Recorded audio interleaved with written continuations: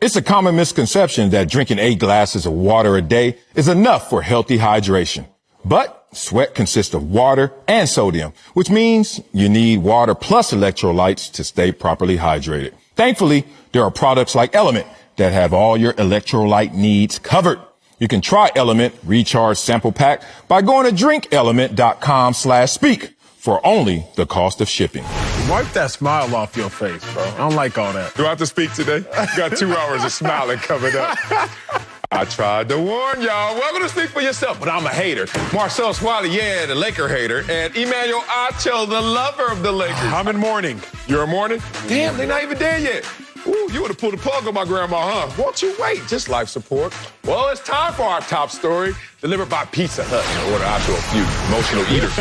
Order today at pizzahut.com. And the Lakers, woo, they were blown out by 30 points last night by the Suns, and only one loss away from elimination.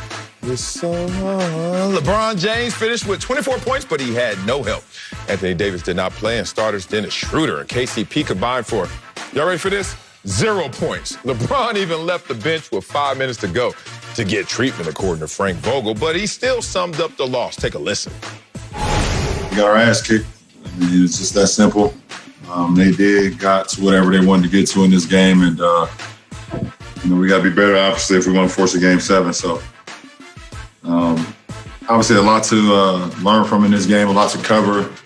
See, what we got to do better going into Game 6. But they pretty much just kicked our ass. There's nothing else really to say. You think you better be better in Game 6? I got to do this right. I got to do my job. What went wrong for your Lakers? Everything. Don't try to do but this. not going to cop out. Okay. The foundation. So, let's start here. You know the first thing they say about building a house. You got to lay the right foundation, but I'm not going to give you all the... No, you got to save your money first and get a house. True, but to build it. Okay. Once you done saved, if you want to build it, it's all about the foundation. Let's go. But I even personalize it, right? If you cook it, that first thing you're going to do is you're going to grease up the pan. Yeah. When I was barbecuing the other day, the first thing you're going to do, you're going to spray some foil down, spray some Pam down on some foil. I ain't coming over. I just heard. Spray some Pam down on some foil Okay, to there you make go. sure that it don't stick. I was cooking some salmon. I forgot to grease the pan. All of a sudden, that layer of skin, it done stuck to the pan, and all of a sudden, now I'm pulling the salmon out, and it's all out different ways. Yeah, silver salmon. Basically. Because the foundation, that first layer. So what went wrong with the Lakers? Let's start with the foundation, the starting lineup. You're hurting right now. The starting lineup. So how in the world, number one, does your backcourt combine for 0 points? That's insane. That's insane. But that's the take everybody's giving you. What I notice most is if 2 of your starters play for less than 15 minutes, you got it wrong. Think about that. So, everybody's kind of overlooked that. Let's go. If 2 of your starters play for less than 15 minutes individually, you got it wrong. Markieff Morris, he played for 10 minutes. KCP, he played for 15 minutes. Yes, that was in part due to injury, but that also means you got it wrong. You knew he was hurt. If he wasn't healthy enough to contribute in a major way, contribute at all, then that was a problem. Frank Vogel, he's the one who we ain't giving no blame to. We talking about LeBron, and we're going to clown him. We going to clown KCP. We sure as heck going to clown Schroeder, deservedly so. But Frank Vogel, big dog, you can't afford to miss. This starting lineup had never started a game before. Not that. This starting lineup had never played a minute together before on a basketball court. And Frank Vogel, you decide in the most important game thus far this season to roll these cast of characters out there together. So there's so many things, so many issues as to what went wrong. Dennis Schroeder, he chose a bad game to have a bad game. Worst game of his career. This is the most minutes he's played and the most field goals he's attempted while scoring 0 points. So he chose a horrible game to have a horrible game. But I often think of Murphy's Law for the Lakers last night. Anything that can go wrong will go wrong. Wow. And anything that could go wrong for the Lakers, it did go wrong. LeBron James, 6 of 10 for 3. The Lakers were 12 of 35 for 3. But you take away LeBron, 6 for 10, the Lakers were 6 of 25, shooting 24% from the three-point line. Outside of LeBron James in the starting lineup, the Lakers starter shot 3 for 17 from the field. 3 for 17 from the field. Anything that could go wrong, it did go wrong. Oh, man, I know you plowed through that. I know that was tough right there, building that house as you did, as you burned up your salmon and everything. Like, you just had a lot of problems, and that was just in your take. Woo, I love you, bro. But, you know, as the brother relationship we're forming, I didn't grow up with any brothers, so I always heard people, how they treated their brothers and how they were treated by their brothers. Pretty vicious in those households that sound like, well, now it's time for me to move in because I'm about to be vicious on you. Boy, I am dancing on your grave right now. You know you're supposed to be 6 feet under? You're about 3 feet under right now, and I'm still dancing. I ain't even going to wait for you to hit 6 feet because I tried to tell you. You did. I chose. You did. Damn. The only superpower I think I really possess is that even if I get emotional, I am still emotionless. My wife tells me this all the time, because when we get into arguments, she gets heated, and then her logic goes out the window, and I'm heated too, but I'm like, nah, that doesn't make sense. And a lot of people don't understand that attribute. You don't understand it as well, because you got all wrapped up into your purple and gold, your Urkel and old, and you were a Laker fan. You moved to L.A., the first thing you did, you told the realtor, where's Staples? Because I want to move somewhere adjacent to it. Let me help you out with what went wrong with the Lakers. Adversity reveals character, and the character of this team was just revealed. Woo! And the talent level was revealed as well. Real. First time LeBron has lost back-to-back games in the first round in his 15 playoff appearances. Oh, man, we're going to get into some revelations right here. You know what that means to me? What I've been telling you all along. This team is nothing without Anthony Davis. And look, I'm a football player. I'm a team sport participant. I am not stupid enough to say that one player can win a game by himself or stupid enough to say one player can lose a game by himself. But I will say there are some close examples of both situations. This is the closest example you could get to one player just losing it for a Lakers team. Losing the series for the Lakers. Think about it. Anthony Davis' first game didn't play that well, 13 points. DeAndre Ayton. People out there, stop trying to correct me. I know his name is DeAndre Ayton, but he Eaton in this series, so I changed his name. DeAndre Ayton was still balling, but Anthony Davis didn't start off fast. But they won 2 of the 3 games. Anthony Davis started and finished 34 points. And all of a sudden, Anthony Davis is gone, and they can't do a damn thing. This is a game and a half without Anthony Davis. Have you seen any signs of life from this Lakers team, including LeBron James? So without AD, they're nothing. But let me tell you, in a league, because competition is a relative experience, it's not absolute. You're based on who else is out there.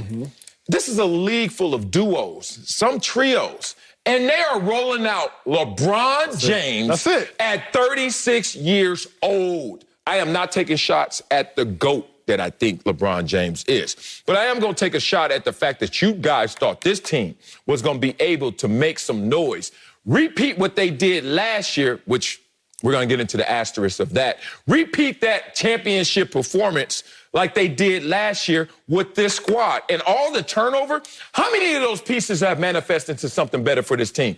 Ooh, I'll wait for that. All things went wrong for the Lakers because the Lakers were built wrong. The Lakers were not built wrong. Yes, they were. They just took one pivotal piece out the thing and it collapsed. A car without an engine, a car without gas, a car without a steering wheel, it can't function. Teslas, no gas. Steering wheels are optional. And a Tesla can't drive itself. Don't even need a steering wheel. we give you something. It's not that the Lakers were built wrong. Yes, the Lakers are missing Anthony Davis. That's what it comes down to. But as far as yesterday, Sal, you can't win when Caruso 1 for 4 from 3, Matthews 1 for 5 from 3, Kuzma 1 for 5 from 3, Schroeder 0 for 4 from 3. Nobody played well outside of LeBron James. So just correct 3 of them cats. Fix Schroeder, fix Kuzma. Something would have been better. But what went wrong? Here's the other thing. You can't let Devin Booker score 18 points in the first quarter. Yes, you can. You can't let that happen. It's like the Lakers weren't built wrong. They just were not built to be insulated for a loss of Anthony Davis. But nobody, I mean, the Nets, they not built to insulate a loss from Kevin Durant. They not. And it was the whole argument. See, man, look at you. The whole argument this season was without KD, they still balling, and James Harden's the MVP because without Kevin Durant, not winning a chip, and we know we don't know what the hell's happening, but we know that they were winning. What else do we know? We know that the Suns aren't built to lose Chris Paul. The Bucks aren't built to lose. You saw what the Suns were without Chris Paul, even during this series. Let's not act like last week we weren't having vastly different conversations. Chris Paul has played in every single single game. Not well in every single game, but they still have shown life and W's with Chris Paul being injured. When Chris Paul was maligned out there in Game 3. I'm going to give you that point. When Chris Paul was maligned out there in... if he doesn't play a whole game like Anthony Davis, then we will have the proper evidence, apples to apples. We don't have that evidence. But when I say built wrong, I'm not talking about having LeBron and AD ain't enough to win a championship. They just did that. I'm saying you didn't build around those pieces to insulate from any issues with those two. Did Anthony Davis come here with a resume that said I'm injury prone? Yes, sir. Full resume. Did LeBron have a birth certificate and said, hey, bro, on your watch, I'm going to be 36? And y'all just went out there and gave him whatevers and then thought that was going to do something. Come on. Half the Lakers that were young and great are on other teams as all-stars. I can name them. No, they everywhere. Sixth man of the year. Here's the issue. The issue is this. Number one, how do you have a sixth man of the year that can't get on the court, and even when you're down by 30 for 2.5 quarters? Trez. Your dog Trez. Y'all let Jordan talk. How in the world is Montrezl Harrell sitting on the bench, and y'all have been down by 30 since the second quarter, and he don't check in until the beginning of the fourth? Senseless. How is this? No, what's even more senseless is this, because that one is senseless. But the Lakers prepared for this moment, Sel. They were without AD for 25-plus games. You were without LeBron James for, 26 games. Built wrong. And during the course of that stretch, what did y'all do? Okay, THT, it's your time to shine. We gonna prep you. And we saw some great things during the course of the season. You watch Lakers games like I watch Lakers games. I listen to Lakers greats after Lakers games. They're like, yeah, this THT, he got some to him. Man, they on Spectrum. No. That's the Lakers station. He got something to him.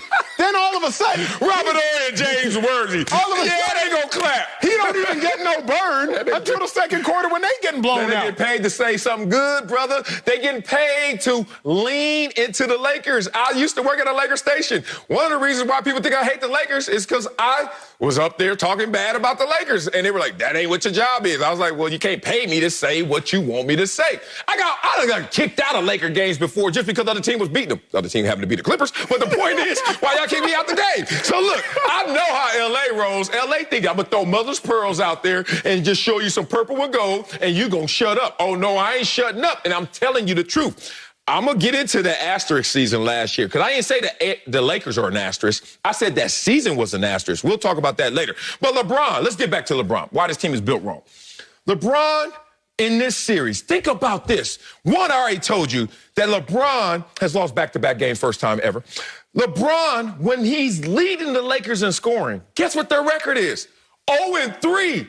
Bruh, they are built wrong. They can't even count on LeBron to be LeBron. And LeBron can't count on himself right now to be LeBron. You can't talk about a building, no, Cell, if it's missing its most pivotal piece. Yeah, like, you can't money? talk like, no, AD. Oh. Like, you're talking about the Lakers. AD is more important than no, LeBron? I said, no, that's not what I said. Coming up, Hall of Famer, I finally got him on record. Yes, Hall of Famer and two. I've been working on that for a year. And two-time NBA champion Chris Bosh will join us. Yes. We'll get his opinion on what happened to the Lakers last night. But first, Bosh's former teammate LeBron James is close to his first career first-round exit. We'll tell you what that would mean for his legacy. And since he's not the most pivotal player on the team now, we'll see. I'm emotional, y'all. I'm emotional. LeBron James is one loss away from being eliminated in the first round of the playoffs for the first time after his Lakers were blown out by the Suns. The King is coming off his fourth championship, but Ramona Shelburne wrote, LeBron's pursuit of Michael Jordan is fading away in the first round. So, Marcellus, what would a first-round exit mean for LeBron's legacy? I wrote it down here somewhere. There it is. Big hit. I ain't even had to look at it. I'm just trying to get y'all theatrics. Damn, LeBron. You're going to make me look bad thinking you the GOAT. And I'm going to tell you why. And it's not even an absolute response. This is, as once again, the relative response. I learned this the hard way, LeBron James, and you about to learn it the hard way as well. It's not always what you accomplish, but how you accomplish it, especially when it comes to sports, and in what order, what process. We always bring up the 15 sacks example up here. Why? Because I'm a former DN, damn it. And I'm going to tell you guys right now, sit here, put your calculators away. This is a simple one. The road to 15 sacks can look two different ways, and tell me which one you prefer. 0 sacks your first year, 5 sacks your second year, 10 sacks this third year. What do you think about that player? Damn! Trending, emerging, amazing. Oh, my God, put all the money on him, all right? Bet the farm. Let's talk about another guy. I know this guy. 10 sacks, 5 sacks. Last year, 0 sacks. Same dude in terms of absolute. Not the same dude in terms of process, in terms of relative experience, in terms of how you process those same guys. LeBron James, right now, age 36.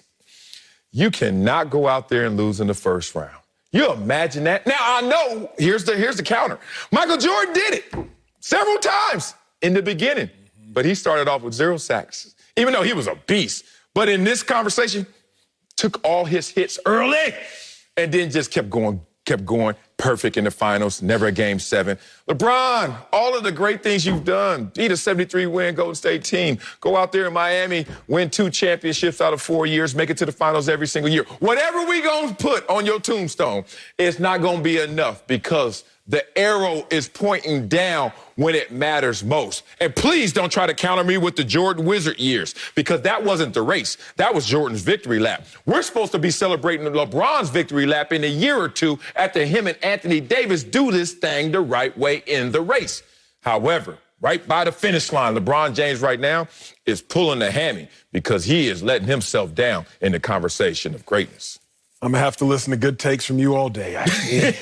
Your best takes come when the Lakers lose. It's unfortunate. It's an unfortunate reality. LeBron James losing in the first round would be a killer for his legacy for this reason. LeBron James' legacy is not defined in space. It's defined based on Michael Jordan's legacy and other greatness surrounding him. So when you look at Michael Jordan's legacy, LeBron James would beat Michael Jordan, as we have said, as we have agreed upon, death by 1,000 cuts. Yes. He's not going to beat Michael Jordan in MVPs and NBA Finals MVPs, maybe not even tie him nor beat him in championships. But when you look at, who had more points? LeBron. Who had more rebounds? LeBron. Who had more assists? LeBron. Who went to more finals? LeBron. He beat him by 1,000 cuts. Who never lost in the first round? LeBron. But as soon as you put a Band-Aid over one of those cuts, which LeBron would do by losing in the first round, all of a sudden he no longer beats Jordan by 1,000 cuts. Because you start to put Band-Aids over some of those cuts, and Michael Jordan does not lose this conversation figuratively by bleeding out. So it's killing his legacy. It would kill his legacy because all of a sudden, Sel, you look at LeBron and you're like, dang, okay, we know you weren't more clutch than Jordan, but at least you were overall better. You never lost in the first round like he did, albeit he lost in the first round the first 3 times he showed up, not the last several. But you never lost in the first round like oh, wait, you did. The only saving grace, Sel, and my only pushback on your take and even my first lap of my take is this. Eras are different. We now live, like you said, in a duo and trio league. If LeBron James loses in the first round, look at who he rolled out there. Matthews, Caruso, Kuzma, look who he was going up against. #1 overall pick in Ayton, although he had underperformed up to this point. Booker, who's put 70 on some cats before, and CP3, who's a first ballot Hall of Famer. So the problem is, in the barbershop conversations where this conversation would actually be had outside of television, don't nobody want to hear all that. Hell no. Don't nobody want to hear. Yeah, well, LeBron nobody has time for all that. So LeBron his legacy would take a hit if they don't get out this first round. Oh, it's a fact. Those details get lost. As soon as you hear it, nobody want to hear it. Dog, you talking too long. Nobody want to hear everything is elevator pitches. Like, I want it quick, concise, and to the point. I don't want to hear about, then he did this, but you know what happened. You're lost. Here's the problem with LeBron's legacy, as you brought it up. The death by 1,000 paper cuts. Man. You can't be LeBron James, who makes all the basketball decisions perfectly. Like, even in a situation where we talk about he's not clutch and he deferred, actually, that's what you were taught to do. That's what you're supposed to do. You're a triple team. Now, it could be heroic to go out there and do what Michael Jordan did and still make that shot, push off, and still make whatever you want to do. But there's also a textbook way of doing it that LeBron has leaned into more so than Michael Jordan. But when you try to beat someone who had such a perfect run, and it wasn't a perfect career, it was a perfect run. When he finally activated in Pippen's 4th year, when Michael Jordan said, we got squad, turn it on now, activate, like LeBron always says, activate, they didn't turn it off. And when they finally turned it off and broke up the entire team, we turned off our attention span and said, that's a career. Even though that wasn't his career, that was his run. Now let's look at LeBron's run. You kind of got to go career because when does the run start? 07 with the cap? Nah, we're not going to go there. Yep. Okay, with the Heat. Okay, let's start the run. Damn it. Y'all had a pep rally, and y'all got a big three, and y'all lose the championship. Oh, no. After that, okay, 2 years, you win it, and then you lose to the Spurs? Okay, no, start it again. What? Oh, y'all beat the Golden State? Yes. Oh, you can't make the playoffs with the Lakers? Like, damn it. So when is his run? When we're talking about career versus run, he doesn't match up in any category with Michael Jordan except this. I'm just going to keep going around this track more times than he did. And you're going to have to add up all this mileage, and then hopefully that can translate to greatness. Because what Michael Jordan did is, I stopped running, bro, and I already got my medals on. But the question is this. I feel like we fault LeBron for being great. For example, LeBron James, 36 years old. What was Michael Jordan doing at 36 years old? He was 3 years into his retirement. Mind you, he had already taken a break several years prior to go play baseball. At 36, Michael Jordan was 3 years into his retirement. Didn't he ball at 35, though? He balled at 33. Okay, I'm gonna check. He balled at 33, but then he went and he retired 34, 35, 36. He comes back to the Wizards in the 38 to 39 year span. Okay. So if you really want to compare, we're actually faulting LeBron James for being great. That's the kicker, Sal. Like, our biggest knocks on LeBron James, he went to the finals and lost. But the first sentence, at least the first junction of that sentence is, he went to the finals. Our biggest knock on LeBron James, man, he lost at the age of 36. He might lose in the first round to the Suns, who are also led by a future Hall of Famer, at the age of 36. Yeah. So I think that, yes, it is a mark on LeBron's legacy in these short conversations where you're leading with the headlines. Well, he lost in the first round. But when you really add context to it, he lost in the first round at the age of 36. Jordan was retired at 36 and then decided to come back. Like, he lost more finals than he won. He went to the finals, and we clowning him for that. It's a mark on a legacy, but it might be a lazy take to say that it is a mark on a legacy, something I'm self-admitting. Yeah, but, man, it's just the optics. So the first thing in life are the optics. Why did I go to Columbia? I've said this before. Yes, I went sir. to Columbia because I wanted people just to assume my intelligence. I feel you. Dog, I ain't got time to walk in every single room. They look at me and say, oh, dumb jock, and then I'm walking uphill all the True damn story, I went and got my master's degree for the exact same reason. Yeah. I ain't really use all of it, but I just went because I don't have time to explain, hey, I'm actually intelligent. I just say, I got a master's degree. Oh, you must be smart. You must be smart. Went to Columbia. Oh, you must be smart. Keep going. I ain't got to say another word. I'm already just dealing with your perception of me. Yep, why did I buy a Rolls Royce? I didn't need another car. I ain't need my 7th car. You know what I did? I wanted to make it that much easier. So when I walked out, jumped in, everybody said, oh, he's somebody, especially her. She said, he's somebody. It was simple stuff. Perception becomes reality for many people. Not me, but for many people. If you walk, this is LeBron, walking into the store, walking into the bank, and LeBron like, I got $1, and Jordan like, I got $1. Jordan pulls out a Crispy. LeBron like, hold on. Oh, wait a minute, nickels everywhere.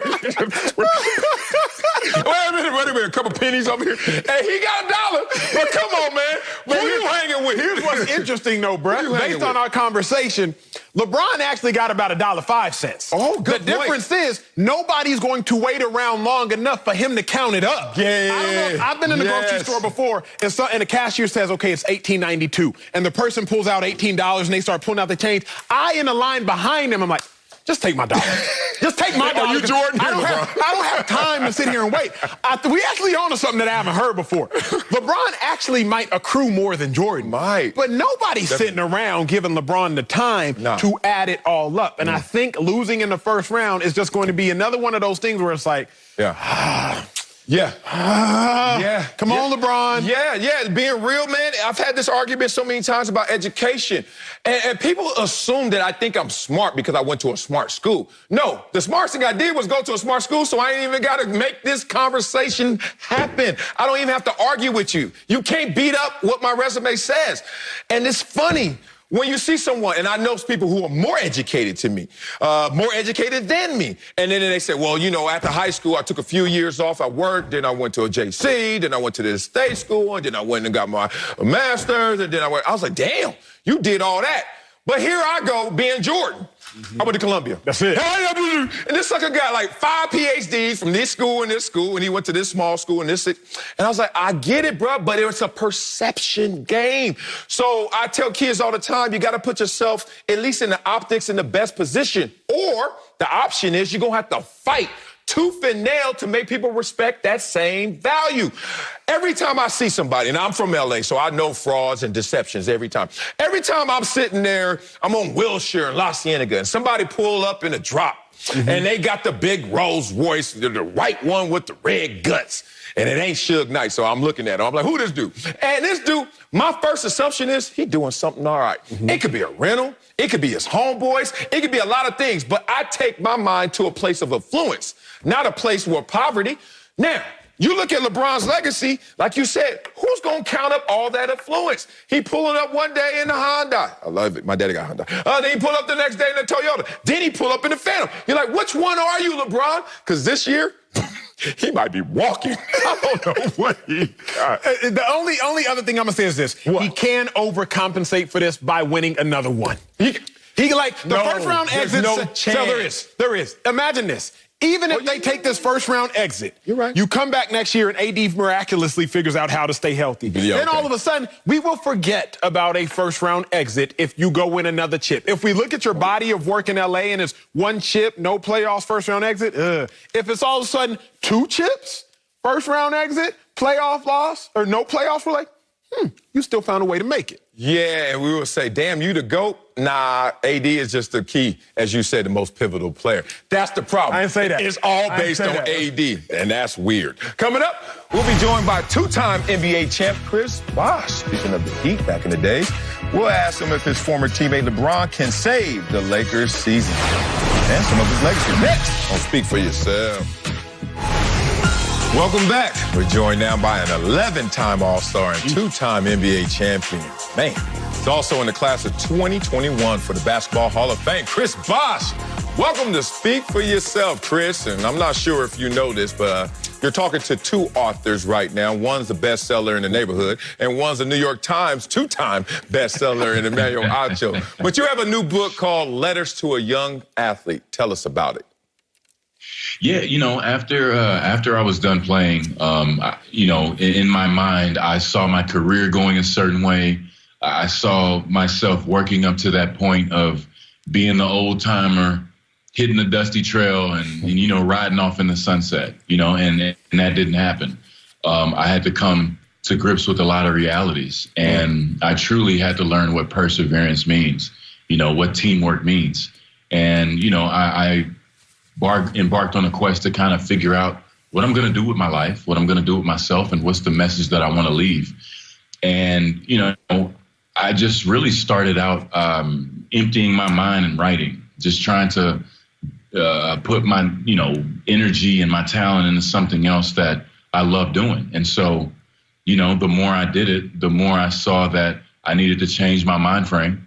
That was the first part. And then the second part was just to understand that I appreciate the game of basketball, and I had to understand how much I do appreciate it. And so what I wanted to do was kind of leave these blueprints, right? Through these stories and people that I admire, and pretty much reverse engineer my success. And in the hopes that younger athletes or older athletes or doctors or lawyers or chefs will be able to listen to that universal message, read it, take it for themselves, and go to aspire to do something great.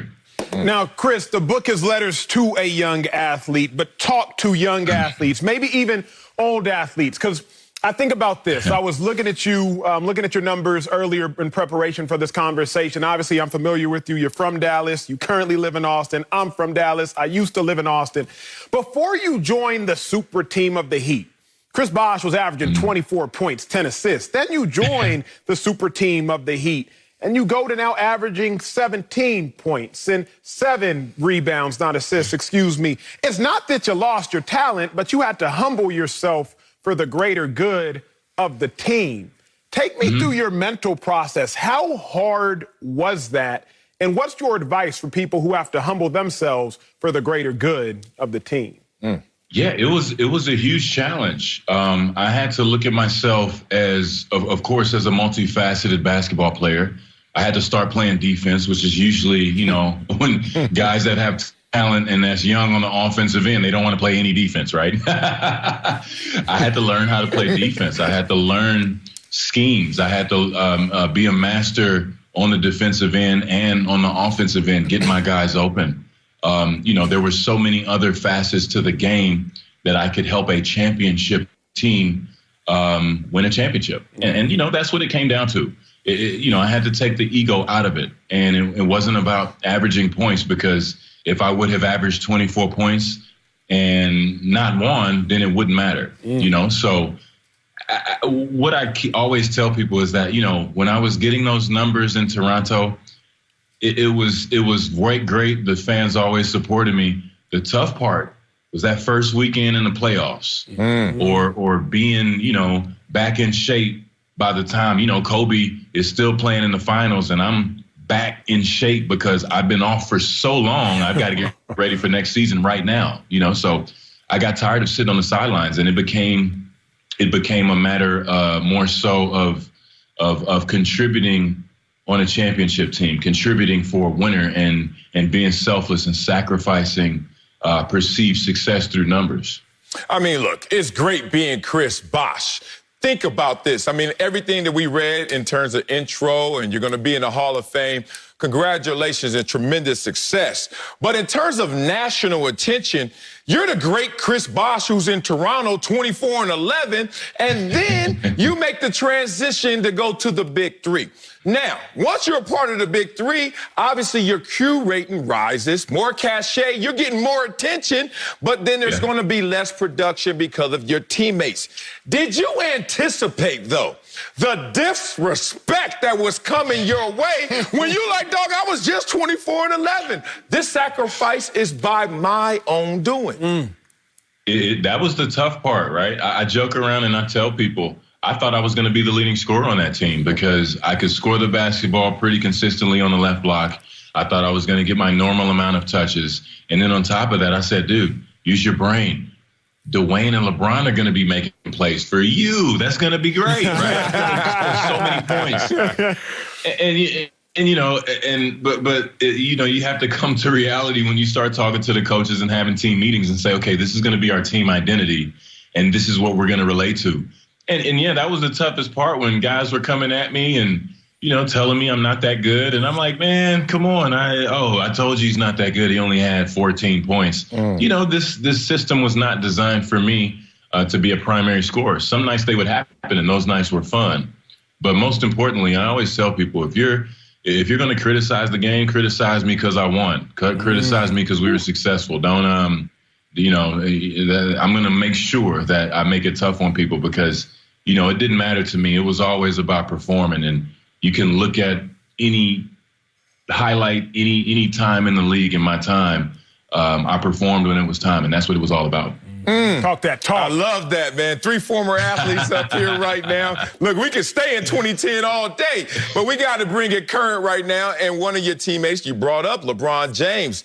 You saw that game last night, lost by 30 points. Now, do you believe and have faith that LeBron James could rescue this Lakers team that right now is down 3-2? You can never count a team out, especially a team led by LeBron, right? And, yeah, let's be frank. They got smashed. They got whooped, And, hey, let me tell you something. I've been whooped. I've had those games. I'm pretty sure they already knew it was going to be a very tough environment from a very motivated team down there in Phoenix. At the end of the day, it's one game. Of course, when you lose by 30, it's a difference between losing by 30 on another NBA team and then losing by 30 when you're on the Lakers. It's a huge difference. There's going to be a lot of pressure, especially to perform in their home crowd. But, look for them to be energized. Look for Bron to come out, be who he needs to be. It'll be a good game. They need to get healthy. That's their struggle right now. But, all in all, Phoenix looks pretty good. It looks like they smell blood. They know they have the champs on the ropes. So look for Phoenix as well to really, really deliver that knockout punch or try to in Game 6. You played with LeBron James, so we're going to stay here. You saw him at his athletic peak at a minimum. Maybe not his basketball peak, but his athletic peak. When you look at LeBron, what's the biggest difference between the LeBron James you played with and the 36-year-old LeBron James playing right now? I think now he's more controlled. He's more patient. He's kind of like the equivalent of a boxer that comes out the first few rounds and kind of spars with you, throws a lot of jabs early. He's continued to improve his outside shot. They're using him more in that kind of point forward / point guard role. I would like to see him get down in the post a little more and take advantage of his size. But I think back then, with being younger and having a little more athleticism, he was all over the court. I mean, this guy could do it on defense. He could do it on offense. He attacked the paint, ferociously pretty much every game. He was able to get back, get to the free throw line quite a bit. He didn't shoot as many jumpers as he does now. He's polished that part of his game as he's went on. So I would say those are the biggest two differences in his game. I need your opinion on this one because you played the game at a higher level than most everybody that has ever walked the planet.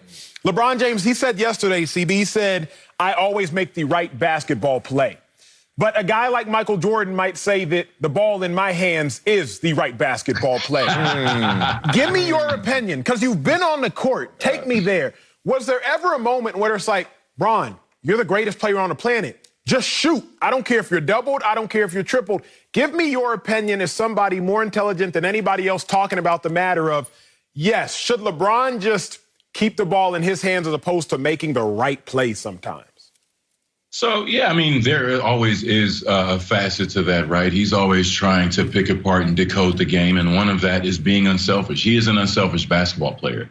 Even in our days in Miami, he started the first 6-7 minutes of every game, getting his guys involved, distributing the ball.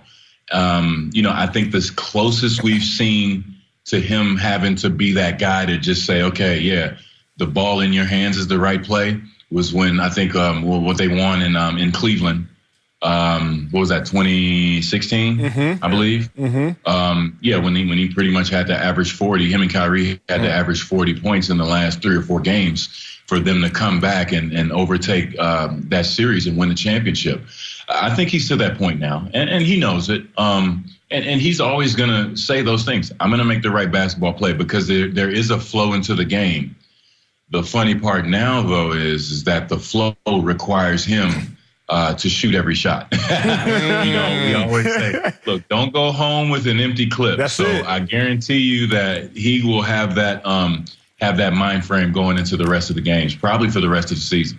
Okay, Chris, I'm learning in this game as well as being a broadcaster, as a host. I got a 2-parter, but I'm going to ask you one at a time because I learned if you ask both of them, you're going to take the easier one. So first one is, I know this, because of LeBron you played with, win this series without AD. Yep. Yep. Say it. Look, the Phoenix Suns are pretty good. They're the number 2 seed in the Western Conference. They were right there fighting for the number 1 seed. And, with the exception of Chris's shoulder injury or arm injury or whatever it is, they're pretty close to healthy, so they're closer to 100% than the Lakers. They seem to be very motivated. Like I say, they've got them on the ropes. They're well coached. And it just seems like this team is ready for that moment, and especially led by Chris Paul. He's in it to win a championship. And, if the Phoenix Suns are serious, it would make a huge statement to the league if they went out there to L.A. and closed them out on the home court, in the Staples Center. That'd be crazy. Okay, walk with me on the second part of this timeline. LeBron comes to the L.A. Lakers. First year, gets injured. They don't make the playoffs. Second year, he gets Anthony Davis. They win it all. This year, Anthony Davis gets hurt. They're on the brink of losing in the first round. I would argue that last night showed that Anthony Davis is more crucial to the Lakers' success than your former teammate LeBron. Do you agree? Yeah, I would agree. And I think Bron would agree with you too. They make it a point to get AD the ball when he's healthy. And, he's very much so involved in the offense. So whether he or LeBron are taking the most shots, it's still a 1-2 punch. You can't tell which one is, number one. He's a huge part of this team. And, for any team to be successful, especially winning a championship, the playoffs are hard. You've got to have your whole team. You've got to be as close to 100% as possible. And, if you have nagging injuries or have injuries, period, that's just going to hinder your success. And I mean, even in the guys that are playing, Caldwell Pope, he's had, problems with his quad. So, it just seems to kind of all be falling apart for the Lakers right now, just through injury and not playing well. But it's not over until it's over. And as long as you have LeBron James, you got a shot. So they just need to take it one play at a time, one game at a time, and really just live for the day. CB, in your book, Letter to a Young Athlete, I know you talk about teamwork. I know you talk about resiliency. LeBron has been down 3-2 before. The most famous time he was ever, I would say, one of the most famous down 3-2 was when you were there in Miami, Boston Celtics. We all talk about LeBron.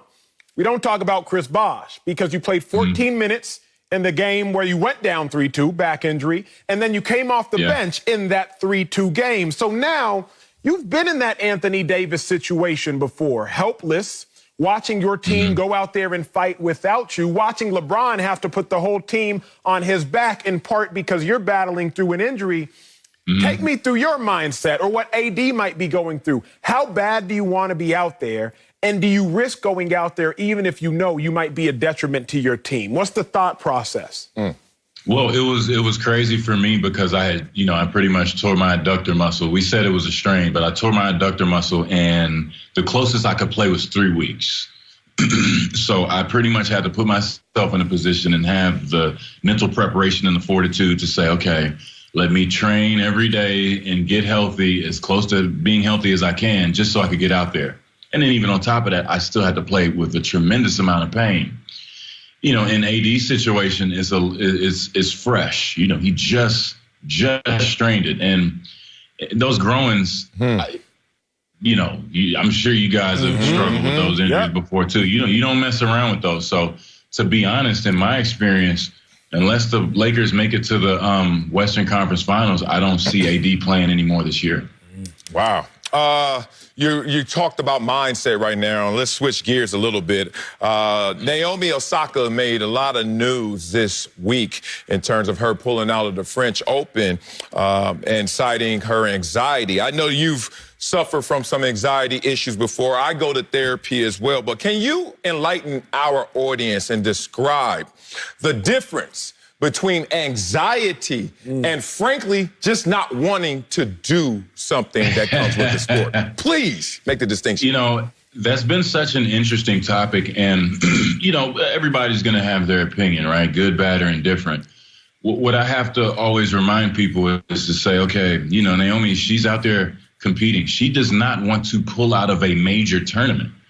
There has to be something wrong because to do as much training as I'm sure she does. I'm sure she loves going out there and competing, but to cite something and then pull out and withdraw, shows how serious she has taken it and how serious it is. The difference between, I learned how to get over those things by just, believing in my preparation, going through those moments as much as possible, working on breathing techniques, working out, having hobbies to kind of occupy my mind. Those things, help me. And I think the biggest difference probably is just your physical reaction. Not wanting to do something is because I don't want to do it. I don't feel like doing it. I don't want to get up. I don't want to answer, these questions. Anxiety more so could be like, what are they going to ask me? And I could only imagine what it's like being a tennis player because it's a single sport, so she's out there on the road. I'm sure she has a team, but, it's not a sport where you have teammates and they're on the road for weeks at a time, especially during this leg, being over there in Europe. And I'm sure it gets lonely. I'm sure she wants to go home. I'm sure it's difficult. And, when you get in a position where you think, people might be after you, that's when anxiety starts kicking in and performance becomes secondary. You want to be healthy and you want to make sure that you're in the right space to compete. Yeah, you talk about the misdiagnosis of the physical injury, and there are so many moments where I don't know if I was even properly diagnosed in terms of mental anxiety and the participation of sport. But what was one of your lowest moments, worst moments in terms of anticipation of either playing or just the process of preparing to play where your anxiety was really taking over? My first, and this is when I got rid of, well, I don't want to say I'm a doctor or anything. I got rid of it. But the worst time I want to say was like in 2006, 2007, I believe. It was our first time going to the playoffs, my first time going to the playoffs. We were the number 3 seed in Toronto. We won the Atlantic Division title, and we're feeling good about ourselves. And then the playoffs came, and I just started having these weird feelings of just, I don't know, which we know now is anxiety, but I was feeling strange, and I was in my mind, and I wasn't sure, and I was worrying about things I shouldn't have been worrying about. And then after that, we lost, and I said, oh, okay, yeah, that's dumb. I'm not going to do that anymore. I came out and had a terrible game. So I said, all right, yeah, let me switch it up. That's not working for me. I'm confident in myself. I believe in myself, and let me go out here and get the job done. So that was kind of my quick snap back into reality for me. But, a lot of people don't have those tools. A lot of people don't, sometimes, most of the times, even know what's going on to them. They just have to kind of read and react to the situation, and that can be scary. But, for me, luckily, it was only that one instance. And then I learned from that experience, and I was able to continue to kind of, not let things get to me too much and just focus on my craft. We talked about the lows. Now, I just got one final one about the highs. You were 40-0 en route to a state title at Lincoln High School. You win a gold medal. You win 2 NBA championships. As you reflect now on all the great things you accomplished in your career, what is the first one that comes to mind? What are you most not proud of, but what is the accomplishment that resonates the loudest? It's the championship. The NBA championships, to be honest with you. Kobe Bryant and Michael Jordan, they were the GOATs. They were our heroes. They were my heroes growing up. From the first moment I was 7 years old in June of 1991 in Dayton, Ohio, watching Michael Jordan and Magic Johnson play in the finals, I didn't know what I was watching, but it started sticking, and I wanted to do that.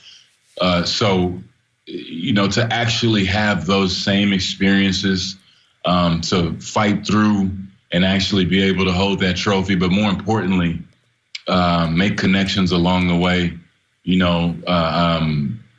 have a brotherhood with a team, it was just a tremendous accomplishment, but we had a great time doing it. That's what was most important. Man, every single champion, look, Chris, I ain't win jack. Every single champion I know always say it's the championships. But then I look up your career earnings, and I'm like, I know what I would have said. Good Lord, Chris Bosh, you was out there eating. Let me get to this breaking news out of college basketball because it ties into you. Reportedly, Duke head coach Mike Kay has just decided to retire after this upcoming season. So you won a gold medal. Acho brought it up. Playing for Coach Kay in the 2008 Olympics. Your reaction to one of the all-time great head coaches stepping down? Man, it's the end of an era. Coach K, what he did for the game of basketball in Duke University and young men and women all over the world and the country has been second to none. And, if you cut him, he'll bleed Duke blue. 5 national championships. Pretty much competing every year, having the best players in the country, a tremendous amount of professionals to go through those doors. He has mentored and coached some of the greatest to ever play this game. And he is the greatest. And in that experience with the Olympic gold medal team, he made every day fun. Every day coming into work, I look forward to getting on that practice court. I look forward to the film sessions and what he was going to say, because he was a very good communicator in a sense that he knew how to get the best out of people. And just to see him close out a storied career and to be able to have that moment and have that season to just go out and coach it regardless of what happens. I know he's looking forward to it. I'm so happy for him. And, basketball won't be the same without him. I mean, him and Roy Williams, man, I'm watching that highlight. You guys just showed up. Like, that's crazy. They're both not going to be coaching anymore after next year. But, time moves on, and I'm sure they'll move on to other great things. All right, man. Let's just get a fast minute in here before we let you go, Chris Bosh. This show is called Speak for Yourself, as you know. So I want you to speak for yourself. Right now, pick a player. Who's better, Jordan or LeBron? Why we got it? You've been keeping it 100 the whole time. I can't. For sure. Keep it 100. I can't, man. It's two different players, man. They got two different names, too. Yeah, two different players, two different names. It's tough to, when you really dig into basketball, it's tough. Unless guys are very, very similar, it's too tough to compare them. Okay. You or AD? Oh, AD's way better. I told him that. We played each other. It was a Christmas game in my last year in the league. And, Bron wasn't there. We're trying to get back to where we were. It was a very important game to me. I was surprised they put us on the Christmas schedule. I was like, yo, D-Wade, let's go. And I remember guarding AD. And, it was in the first quarter. And I said, man, I don't think he knows what he has yet. Let me try to get as much out this league as I can, because that guy is pretty good. Oh, man, you've been tremendous with us. And a gentleman, Chris, thank you so much for joining us, and great success with your book. I appreciate you guys. Thanks for having me. All right. Acho on me. All right, never mind. We're hearing Tim Tebow has a 50-50 chance to make the Jaguars roster. Yes. We'll tell you if he has a real shot. Next on Speak for Yourself. Welcome back to Speak for Yourself. Tim Tebow has already made some moves as a tight end at the Jags OTAs, catching a couple touchdowns with Trevor Lawrence. Look at that connection. But what about the regular season? Report says Tebow could be used in a Taysom Hill hybrid type role, and there's a 50-50 chance he'll make the team, adding, quote, he's got the head coach in his corner. He's obviously being brought in for a reason. So, Acho, does Tim Tebow have a real chance to make my Jaguars roster? He does have a 50-50 chance.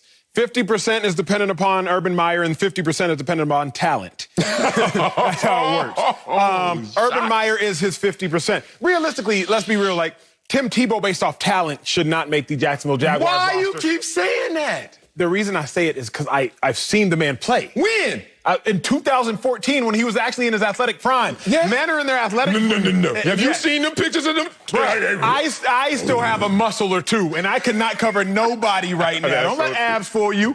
You can photo edit real quick. You can edit videos now, too. My combo pics. Based off talent, Tim Tebow should not make a roster. Again, I literally saw him in his athletic prime. 2014, we were in training camp together. I'm not a hater. I'm just trying to give you all the real. Tim Tebow is one of the best men I know, so let me brag on him. He's one of the hardest workers I know. Let me brag on him there. But as far as making the NFL at the tight end position, or even special teams, because that's a backup role, I at least was good at special teams. I'll tell you, I wasn't a great linebacker, but your boy was good at special teams. Pro bowler. All pro. Even better. All pro. Based on PFF. I was okay. I was nice on special teams. Dog. Tim Tebow's not good enough to make the team on special teams, only because he's not athletic enough. Let's talk about athleticism, Sal. I know. I'm just being real. Is Acho in your body somewhere? What are you talking about? Look, we want to compare Tebow to Taysom Hill. It's what we want to do. Y'all got the full screen. That's lazy. 40-yard dash. Taysom Hill ran a 4.44 to Tim Tebow's 4.71. To put it in context, I ran a 4.71. Okay, Tebow ran a 4.72. I was faster than Tebow. Vertical leap. Tim Tebow, Taysom Hill the same. Look in college. Tebow never had a 1,000-yard rushing season. Taysom Hill had one, a 1,300-yard one. And Taysom Hill had a whole yard per carry average higher than Tim Tebow. I'm showing you the running stats because that is the primary role when we're now talking about athleticism. Can Tim Tebow make the roster based off of talent? No, not the last time I checked when he was actually in his athletic prime. Remember, men are in their athletic prime scientifically at the age of 26. What? Tim Tebow now at 33. He's an incredible man, incredible leader, incredible husband, I'm sure. But is he an NFL tight end? No, not based off metrics. I can't believe we have this organic of a disagreement. I mean, seriously, we played the same game. You were better than me. You went to UT, hook 'em or something. You were Mr. All-State. And college. And the first 3 years in college. I came strong. Late bloomer. Oh, man. Oh, you're right. 50-50 chance for Tim Tebow to make this roster. If you add them up. 100% chance, buddy. I mean, this is the closest thing you get in the NFL to coach's son. I mean, what the hell are you talking about? He making this squad. You think his best friend, his favorite coach, and his coach's favorite player, and his neighbor, is Urban Meyer going to bring him in to humiliate him? Hell no. Is he going to bring him in for all of this criticism, scrutiny, and attention and just say, bye-bye. You forgot how the game works. There's always 2 games played. The game we see and the game within the game. The game within the game, Tim Tebow is the best player on their team. Now the game you're talking about with talent and production. Oh, let me remind you, brother, that this Jags tight end room ain't what you think it is. And how is Tim Tebow going to make this roster? 2 ways. Special teams, I'm going to get into that because I can't believe you said that. But also, he can't be an R4. What the hell is an R4? Them dudes ain't nothing. They ain't making nothing. They 1 game away from working at FedEx is the R4 on everybody's team. You're not finna disgrace these R4. I was an R4. Never worked at FedEx. I thought about it. You thought about it. That sugar house almost got you there. The Jags tight end room, this is the best line that I've ever gotten from Andy in research. The Jags tight end room looks like 2 blockers, a former undrafted free agent with 1 career catch, and a former 6th-round pick with no career catches. They sound nameless? Let's put some names to them. Luke Farrell, rookie tight end out of Ohio State. 34 career receptions and 4 touchdowns in his entire college career. College? Tebow got him. Tyler Davis, 2nd year from Georgia Tech. No career catches. Bye-bye, we 2 gone. Ben Ellefson, and if I messed your name up, that's just because your game ain't up, and I don't know how to say your name. Sorry, respect. 2nd year from North Dakota State. Oh, undrafted. Man, get you. 1 career catch. So far, 0 for 3. Chris Manhertz. This sounds like a man. Let's respect him. 6th year out of Canisius College. Canisius College? Okay. Columbia. 12 career catches. Man, get up out of here. And last year, he said a career high was 6. 0 for 4. James O'Shaughnessy. 7th year. Illinois State. 88 career catches, though. Never had more than 28 in 1 year. Tebow gonna smoke y'all because this entire tight end room has 101 career catches, 1,000 career receiving yards, and 4 touchdowns. For comparison, Travis Kelce and Darren Waller both had more catches, more receiving yards, and more receptions and touchdowns last year alone. Man, Tim Tebow on this squad as an R4 at minimum. So, you've made your point extensively in regards to even the worst high-level Olympic sprinter is faster than the best or fastest football player. Well, DK ain't the fastest, and he did beat 2 of them dudes that work at FedEx now. Even the worst on-air personality at a major network is still going to be better than an on-air personality you pick up off the street. So even the worst tight end on the Jacksonville Jaguars roster is still going to be better than a man who has never played the position before in his life. Then Tyler Davis and Ben Ellefson? I got as many catches as that. Let me riddle your first point. Let's go. Urban Meyer may have to cut Tim Tebow. I've seen it happen before. Your coach, Chip Kelly. Remember, y'all, I'm speaking from experience. I'm not necessarily, I haven't lived through every experience in the NFL. I didn't play like Marcellus. I wasn't a top 100 player, but I lived through enough. Top 100? You better put some respect on my name. You were 43. And 30-something. 38. I think 38. Look, y'all. What? Chip Kelly had to cut Patrick Chung. You know Patrick Chung, who won 3 Super Bowls with the Patriots? Yeah. Patrick Chung played at Oregon. Chip Kelly, coach at Oregon. Patrick Chung signs to the Eagles when I get there, 2013. After 2 years, Chip was like, hey, big dog, what? You had a shoulder injury. You ain't been yourself. You got to go. I've seen Chip Kelly, a college coach, cut players he coached in college who have done great things for him. Sooner or later, there comes a point where you're like, you know what? I can't do it with you. You're hurting the team. But Can Tim Tebow make the roster? Yes, there is a 50% chance. No. Why? There is. The literal only saving grace is Urban Meyer. You said yesterday. Man, he's a head coach on every team. That's your saving grace. What you mean? No, you got general managers too. You got owners. Oh, you're going to make my point even better. Sometimes stick their head in. Yes, let's talk this talk. Here's a problem, Sal. Let's go. Here's why I'm not convinced that even Urban Meyer is strong enough to keep Tebow on the roster. Because you got 52 other players on the team.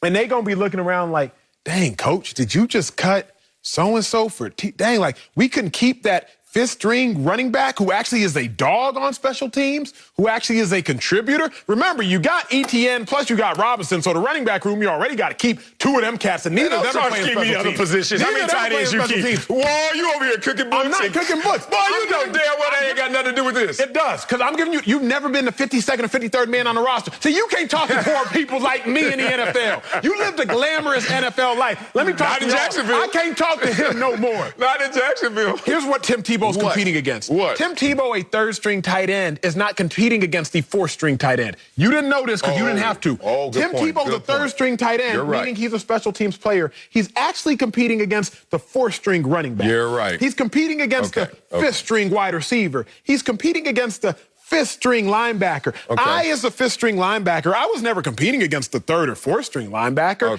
It was, Acho's not a starter linebacker. So is Acho better at special teams than our fourth-string tight end? He is. We'll keep Acho. So it's not a matter of is Tebow better than the first or second-string tight end. Is Tebow more valuable on the field than that third or fourth-string running back? And that is where the answer to me is no. Yeah, look, that lane is correct, but thank God Tim Tebow ain't in that slow lane.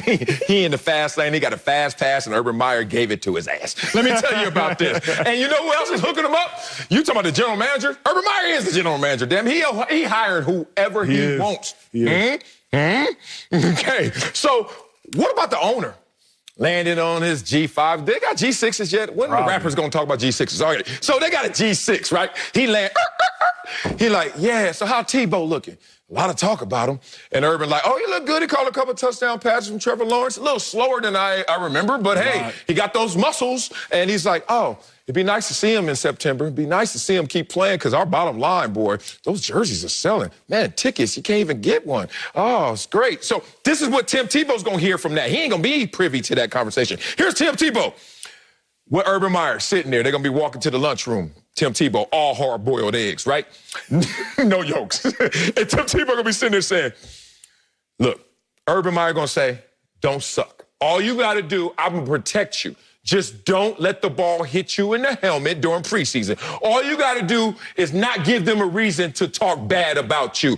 I got the rest. And you know that for a fact. Here's the last thing. You keep trying to clown my coach, Chip Kelly, and Patrick Chung. Both went to Oregon. Well, you know what? With your nepotistic Sam Acho, Emmanuel Acho, y'all both went to Acho University. And Sam ain't been up here since I came back. Why not? He's busy. Oh, he busy, Okay, he busy writing a book, trying to make your team. This is how you treat him. You're a bad general manager. And coming up, are Giannis and the Bucks a legit threat to the Nets in the second round? Why don't you bring one up here? You hate it. We'll answer that next on Speak for Yourself. Sam, it ain't me. Giannis and the Bucks swept the Heat earlier this week, and now they get to head to Brooklyn for Saturday's Game 1 against the Nets, who took care of business last night and eliminated the Celtics behind over 80 points from their big three. Take a listen to Kyrie after the game. Come on now. We uniting the whole world with this championship run. So I hope everybody with us. We uniting the whole world with this run. Stick with us, baby. Appreciate you guys. I'm not sure how you can unite the whole world when your former team hates you in Boston. Anyway, we're joined by NBA analyst Chris Broussard. Marcellus, though, are the Bucks a legit threat to the Nets? Legit threat? Yes, sir. You threw that word in there as well? That's a legit threat to the Nets. Nope. Word should have died with MC Hammer. Nope, that is not. They are not legit enough. My coach used to talk about butter knives. You caught that.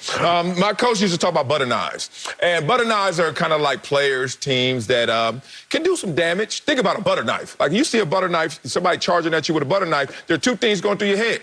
I'm going to know I'm going to be in a fight because this dude might slice me up a little bit, but he ain't going to kill me. Not with a butter knife. This team is going to put up a good fight. Honorable fight. Oh, my God, the Bucks go out there now defensively led because of Drew Holiday's presence. And then you think you're going to be able to shut down the Brooklyn Nets. As my coach would say, that butter knife better not kill you or you better not come back to this huddle. Same thing I'm thinking if I'm a Brooklyn Net. We better not lose to this team. Let me tell you why. If you were drafting right now, Acho, myself, Chris Broussard, we had to go to Venice Beach and start drafting. And we said, okay, put their starting fives both out there and let's start picking. You know when we're going to draft Giannis? Fourth. We're not even going to get the Giannis, their best player, to fourth. Think about it. You got Kyrie Irving, maybe the most skilled basketball player ever. You got James Harden, and whatever you want to call him, he's a whole lot. And then you got Kevin Durant, who's more than all of those. Man, that's crazy. There's not a single chance in hell this team puts up enough fight where they even take this as 7. I say Nets in 6. You said we were at Venice Beach drafting? Yeah, you want to go to Venice? First off, Kyrie would be counting stars. James Harden would be spraying ones, and Kevin Durant would be on his phone tweeting. The only person who would be standing by the basketball court would be Giannis. So Giannis is getting drafted first. Now, yes, the Bucks pose a legit threat. I'm going to get out and take the lead on this and say the Bucks in 6. And I believe it, and I believe it for this reason. Butter knife. No butter knife. Bucks 59. How about that? That's how many rebounds a game they average compared to the Nets 41. When you talk about that, that to me says one thing. The Bucks are hungry right now. I will remind y'all, the Bucks beat a better team in the Heat than the Nets beat in the Celtics. The Heat are better than the Celtics, and the Bucks not only beat them, they beat them much more convincingly. So let's put some respect on their name. The Bucks have a clear leader in Giannis who gave you 24, 15, and 8 through round 1. Average margin of victory, 22.5 points en route to sweeping the Miami Heat. The Bucks also have matchups, and it's not that they have matchup problems. They just got matchups. Who's going to guard KD? Oh, we can throw Giannis on him. Yeah, right. Huh? What you mean, yeah, right? Yeah, We can throw 2020 Defensive Player of the Year on him. We can do that. We can throw Giannis on him. Oh, Kyrie. We can throw Drew on him. Oh, Harden. We want to throw PJ on him. We want to throw Harden on. Like, we can throw PJ Tucker, sir. Put some respect on his name. See, Chris, here's the problem. Here's the problem, Chris. Marcellus does not want to give respect to where the respect is due. The Bucks beat the Nets the last 2 times they played them. Without victory? Giannis averaged 40 points in those games. The Nets can't do anything to stop a big presence. They didn't even play. Give me the Bucks. Give me the Bucks in 6. CB, straighten this out. Man, look, I thought I had issues with Marcellus' statement until I heard Acho's. All right? Acho, man, you throwing numbers out.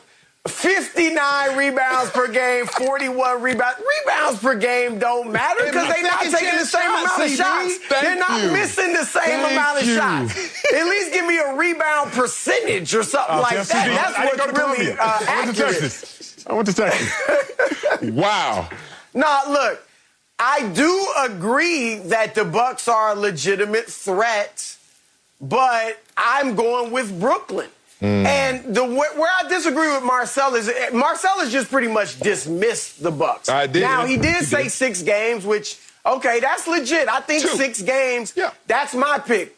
Brooklyn in 6. But I do take the Bucks seriously. And if you just dismiss the Bucks and we say they're a butter knife for Brooklyn, then the whole league is a butter knife. Because I think there's a legitimate argument to be made that this is the NBA Finals, especially with Joel Embiid's knee issues. I mean, he has a small tear in his meniscus. Who knows when we're going to see him or how effective he'll be once we do see him. The West has some really good teams, but it certainly can be argued that Milwaukee is better than anyone in the West. So this could be the NBA Finals. So it's legit. The Bucks, one thing I like about them, obviously they added Drew Holiday, they added PJ Tucker. Chris Middleton has really matured. And from the game winner in game 1 against Miami to every game in that series consistently scoring at a high percentage. Historically, he has not done that. Last year, he shot 41% against Miami. This year, 54%. 2 years ago against Toronto when they lost those 4 straight games, he had a 6-point game, a 9-point game. Ugh. You can't have that from your second scorer. But now he seems to have matured to where he's a legitimate second scorer. And to be honest, and this is one of the Bucks' problems, he's their go-to guy. You guys know I'm right. Giannis is the best player. But when it comes down to I need a bucket, that's fair. Especially at the end of the game, who they going to? That's fair. They're going to Chris Middleton. And the fact is, as much as I just praised him, he is not good enough to be the go-to guy on a championship team. And Marcellus said this. He said Giannis is fourth. That's arguable. I would take him at the very lowest third behind Harden and KD. But Chris Middleton, the Nets have 3 go-to guys better than Chris Middleton.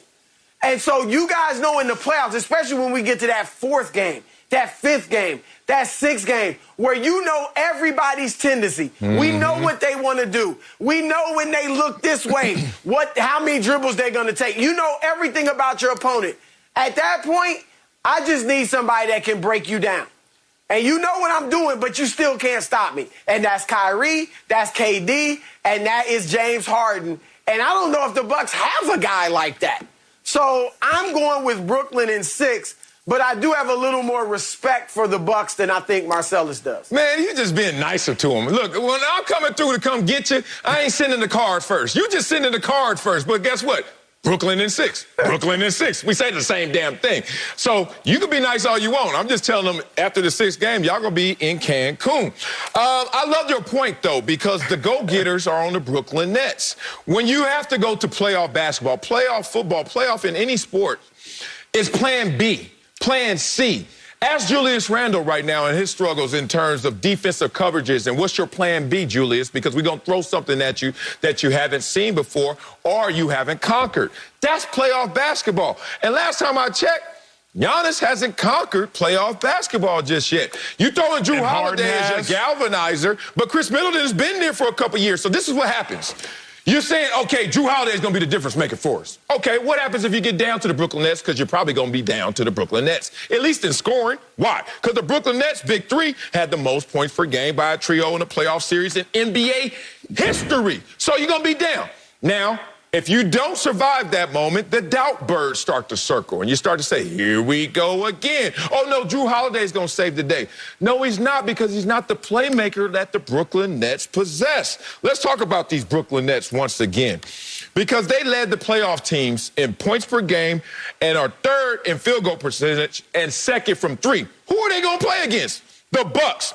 2nd most turnovers, 12th in 3-point percentage. You stop it. 4th worst free throw shooting team. And Giannis's numbers are down in the playoffs compared to the regular season. So when I'm talking about drafting a team and I say, yeah, I got KD 1. Okay, 2. Give me Harden because he's bigger. 3, Kyrie. All right, Giannis, you get in here 4th, but play center. You know why you're playing center in this draft? Because you got to just get the rebounds. We are not looking at you to be a playmaker. We're not looking at you to be efficient out there because his numbers are down. He's just going to be overmatched, guys. It's just that simple. Sorry. Brooklyn in 6. Coming up, LeBron went to the locker room before the game was over last night. Tell you what a first-round exit would mean for his legacy. Next, don't speak for yourself. What you got? 24, 15, and 8 are down. Tonight on FS1, it's the eNASCAR Pro Invitational for the Chicago Street Course. Watch the iRace live on FS1 and download the Fox Bet Super 6 app for a chance to play along at home and win cash and prizes. Let's get to these Lakers. We're blown out by 30 points last night by them Suns, boy. Former Laker great James Clappin-Worthy, he ain't clapping right now, even said it, quote, might be the worst game I've seen in Lakers history. Oh, no, you got to watch the next one. L.A. was without Anthony Davis, and LeBron James is now 1 loss away from being eliminated in the first round for the first time in his career. Oof. Chris is back with us. So, Chris, what would a first-round exit mean for LeBron's legacy? Nothing. Absolutely, positively nothing. LeBron James's legacy is set.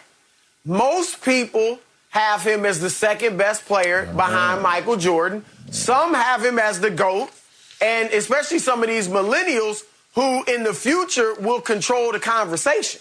So LeBron may be widely viewed as the GOAT 10 years from now. So his legacy is set. There is nothing he can do to hurt his legacy. Now, this could stop him in many people's eyes from catching Michael Jordan. So if you want to go there, like he'll never catch Jordan after this, okay, fine. I didn't think he was going to catch Jordan anyway. But like that this would dock him some points, like he might go from second to fifth or from third to eighth on people's list. No, I cannot see that at all. Look, LeBron James is 36 years old. LeBron James is in his 18th season. No player in the history of basketball at any level in any country on earth has ever led a team at this stage of their career to a championship. Yeah, Kareem won championships as an older guy, but guess what? He wasn't the main guy. It was Magic Johnson by that time. All right, older players who've won at this stage have always had a younger superstar to kind of lead them. When Oscar won it as an older guy with Kareem, Lou Alcindor at that time. So this would do nothing. Michael Jordan, he couldn't even get Washington to the playoffs in his last 2 years. We don't hold that against him whatsoever. So, no, look, for LeBron James to lose to the second seed without his best teammate, Anthony Davis, playing the games, there's no shame whatsoever in that. So, guys, I'm sorry. I cannot see this hurting LeBron's legacy at all. I'm mad at how good that take was. Yeah. Like, I'm mad at how we over here taking notes like we working on doctorates. Don't lie, bro. Like, what the hell? Okay, CB, I got to pepper you in here and see if you can retort. Hit him up. LeBron James is still widely regarded as the greatest player with the basketball right now. Widely regarded. LeBron James, Kevin Durant, etc. So with that being said, Michael Jordan, when he was the greatest player with the basketball in his hands, he never took a first-round loss. Now, I still consider Jordan to be the GOAT, honestly, but my emotions tell me that LeBron is the GOAT. CB, how can you deny that if you are the greatest basketball player on earth, there is no excuse that you should ever take a first-round exit, regardless of who you're playing? I'll say here's what we're seeing, Acho. LeBron's not the greatest player in the world anymore. I mean, I think that's arguable. I think you can put Kevin Durant there. You can put James Harden there. Here's the question, though, because I think it's still arguable. If I took James Harden and put him on the Lakers without Anthony Davis, are they doing any better than the Lakers are right now? If I put Kevin Durant in place of LeBron, again, without Anthony Davis, or Jokic without Anthony Davis, are they doing better than LeBron, Giannis? So that's why I say he's still in the discussion, because I don't know that there's a player out there right now who could take this team in L.A. without AD and beat Phoenix. So, but I think it's certainly arguable that LeBron is no longer the best player in the world. Interesting right there, man. I told you, CB, you had me thinking as Acho had to relay it as well. I want to go here. I think LeBron's legacy is taking a hit. Now, let's frame this properly. What you basically just explained was confirmation bias. And we know confirmation bias usually happens on the extreme. So let's use a bell curve. 10, 80, 10, right? So 10% of the population is locked in. I don't give a damn what I see. Michael Jordan's the best player of all time. GOAT to my old people. All right.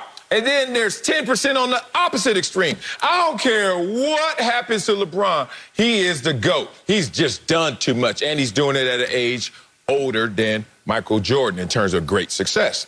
And then there's that 80% in the middle that is really calculating everything that they see from LeBron and actually measuring it against Michael Jordan. Now, I don't think 80% of them could be swayed, but there is a population of those who are still counting numbers, still counting success, and they can be swayed to one of those extremes. Now, when you add a first-round exit to the Phoenix Suns, that's not going to help your cause if you're LeBron James. When you also look at, in totality, LeBron's averaging 28 points a game in his playoff career. Michael Jordan, 33. It's not just about scoring. Okay. We know MJ never needed a Game 7, went 6-0 in the NBA Finals. Okay. LeBron's a loser in NBA Finals that's now going to be compounded by losing in the first round when you just won a championship. Now, that's the problem. See, this is why I kept telling y'all last year was an asterisk. And people thought I was talking about the Lakers and their championship. I was just talking about the road to the championship. If Coach told me when I was a national record holder and national champion, go run a 400, and then I'm running it 100, 200, 300. He said, blew the whistle and said, stop. Come back in 5 months and finish the last 100. That ain't a 400. And that's why last year's ring looks a little different. And this year's road obviously looks a little different. Coming up, Dame Time had an all-time performance last night, but they still lost. Woo! We'll tell you how Damian Lillard should feel right now. Not good. That's next on Speak for Yourself. Damian Lillard put on one of the best playoff performances you'll ever see last night. He hit a game-tying three-pointer at the end of the fourth quarter, and then in the end of the first overtime. He finished with 55 points and a playoff record, 12 three-pointers, and was called superhuman by Nuggets head coach Michael Malone. But his Blazers lost in double overtime, and Dame cared more about the L after the game. Y'all take a listen. But after what you gave, just personally, like... It don't matter. We lost the game, so... I mean, at this point, all that matters is we can't lose another game in this series, so... We go out there, we play to win the game, and we came up short. So we going back home, it's a must-win, or else our season's over. And then we got to come back here and win on their floor again. So, I mean, that's what it is.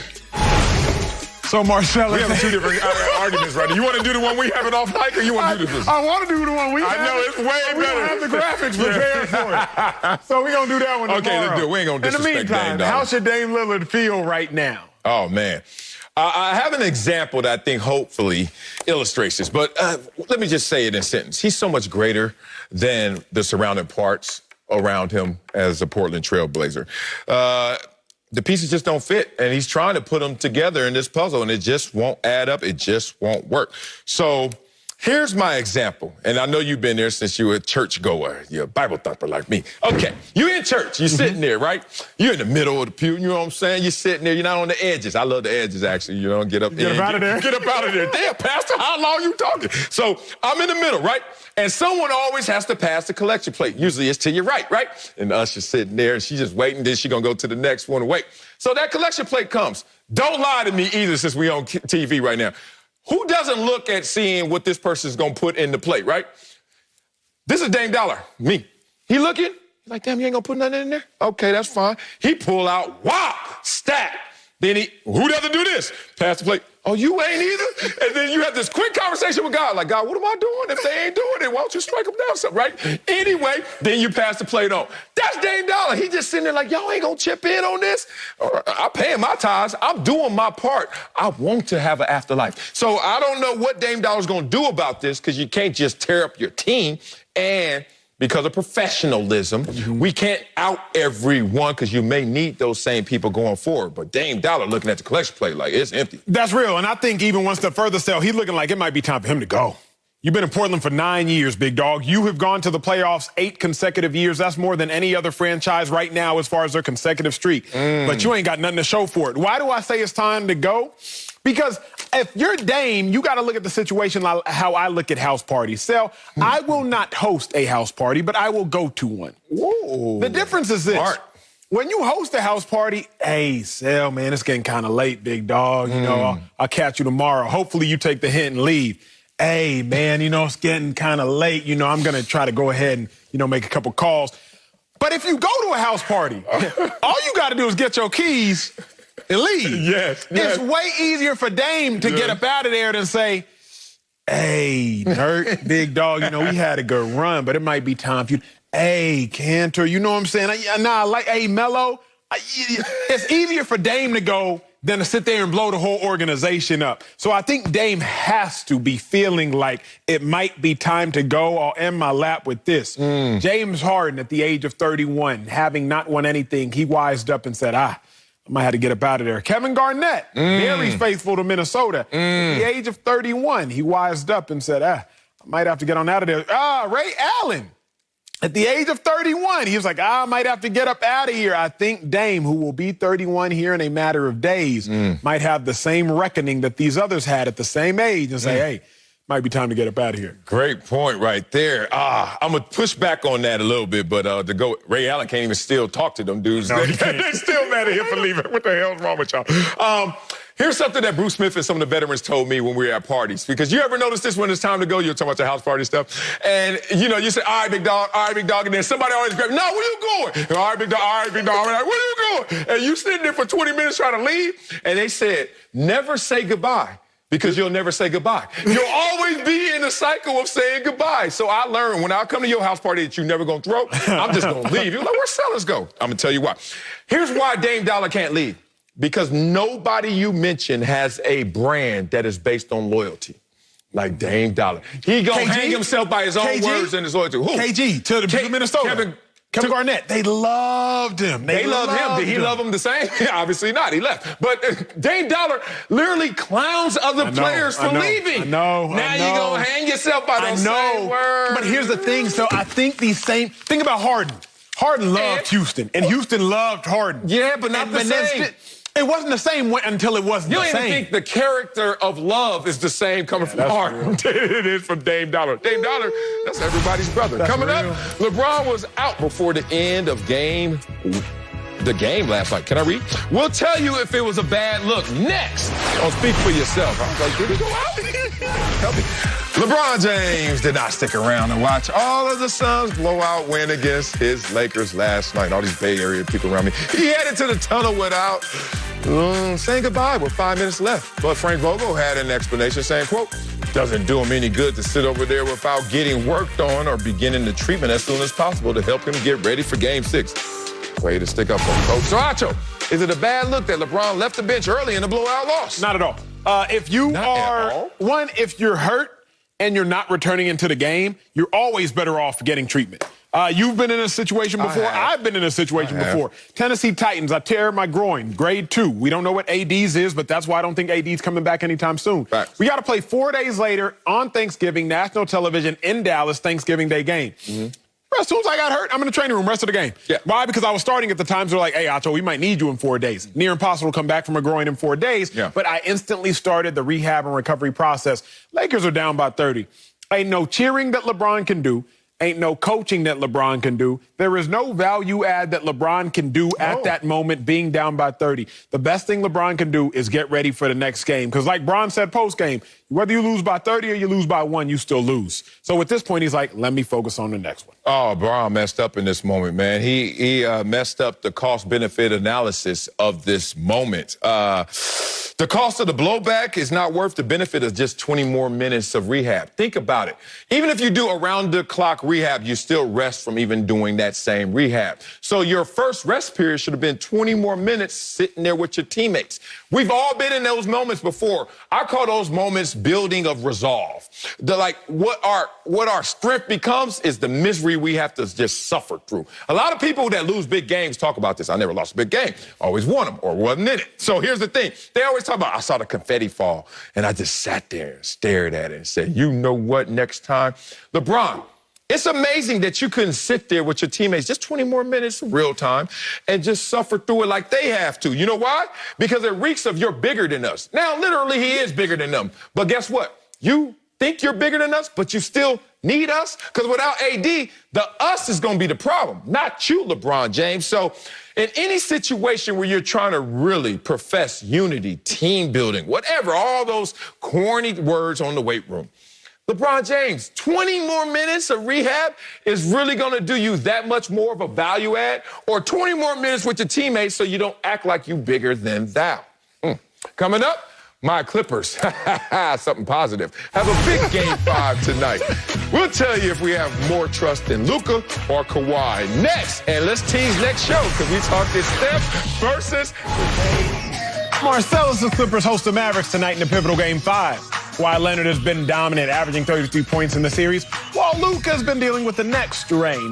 But reports say it is improving. So, Marcellus, who do you trust more tonight? Is it Luka or Kawhi? I trust this game in the hands of the one with the biggest hands, Kawhi, that claw, baby.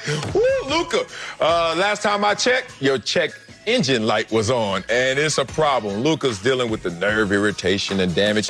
He's dealing with trying to carry this entire team on his back because Hardaway, He didn't look so great last game. Yeah, it's the Clippers. They're the better team, and now they're going to go out there and show it. Finish the deal.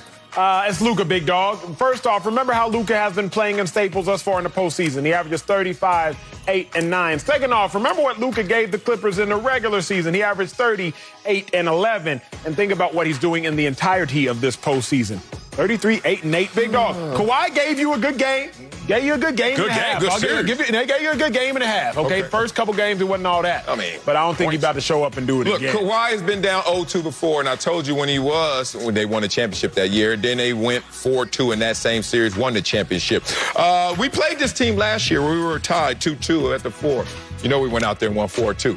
History's in the pudding, boy. It's a wrap. That's it for us. Fox Bet Live next. We got this. Now let's go back.